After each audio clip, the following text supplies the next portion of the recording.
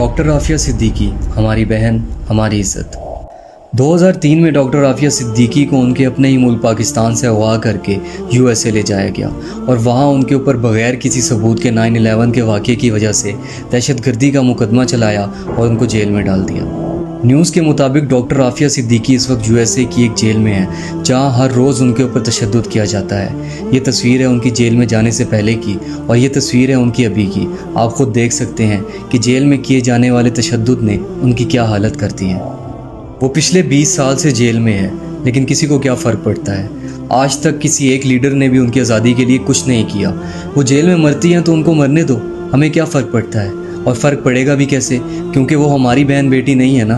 और ना ही अब हम वो मुसलमान रहे हैं जो एक जिस्म की मानंद होता था कि जिसके एक हिस्से में तकलीफ़ होती थी तो पूरा जिस्म तड़प उठता था।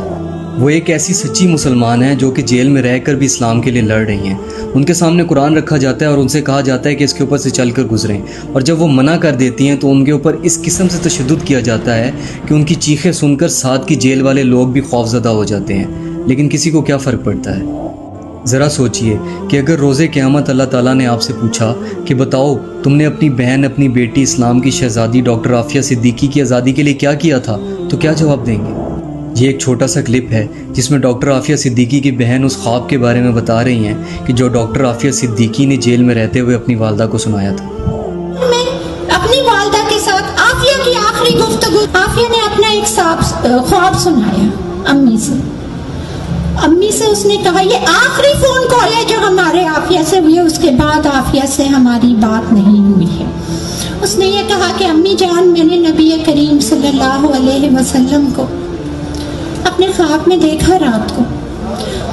तो आप सल्लल्लाहु अलैहि वसल्लम जब तशरीफ लाए, मैंने पूछा कि या रसूल अल्लाह, मेरा ये इम्तिहान कब तक चलेगा। तो आप सल्लल्लाहु अलैहि वसल्लम मुस्कुरा दिए और उन्होंने मेरे सर पे हाथ फेरा और उन्होंने कहा बेटी तुम्हारा इम्तिहान नहीं है ये, तुम्हारा तो कब का खत्म हो गया। तो आप ये कह रही है मैंने एकदम से पूछा कि या रसूल अल्लाह, फिर मैं यहाँ क्यों बंद हूँ सल्लल्लाहु अलैहि वसल्लम।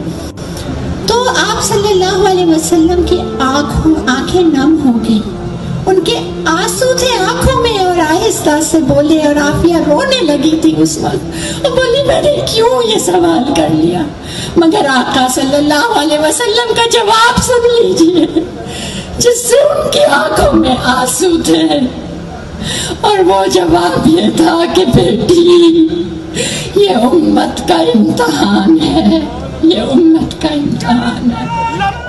अगर ये सुनने के बाद भी आपकी रूह नहीं कांपी तो मुबारक हो, आप बस नाम के मुसलमान रह गए हैं। खुदा के लिए खामोश ना बैठें। इस बात से कोई फ़र्क नहीं पड़ता कि आप कौन से मुल्क से हैं। अगर आप मुसलमान हैं तो आपके ऊपर ये हक़ है कि आप अपनी मज़लूम मुसलमान बहन की आवाज़ बनें।